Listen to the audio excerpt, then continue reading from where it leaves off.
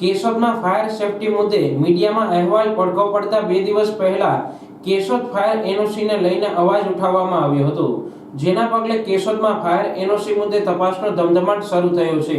કેશોદ પાલિકા ચીફ ઓફિસરની અધ્યક્ષતામાં 7 સભ્યોની કમિટી બનાવવામાં આવી છે।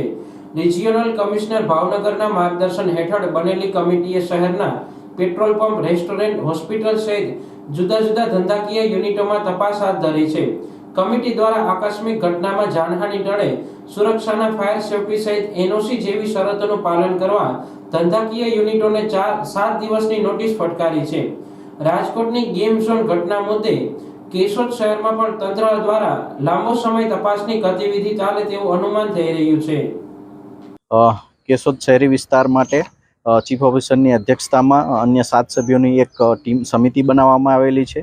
આ સમિતિએ શહેરી વિસ્તારના જે રેસ્ટોરન્ટ છે, શૈક્ષણિક સંસ્થાઓ છે, હોસ્પિટલો છે, ગેમ ઝોન છે, તેની સ્થળ તપાસ કરી અને જો તેઓ ફાયર એનઓસી કે બીયુ પરમિશન લેવાપાત્ર થાય છે તો તેમને બીયુ પરમિશન માટેની કાર્યવાહી કરવાની રહે છે।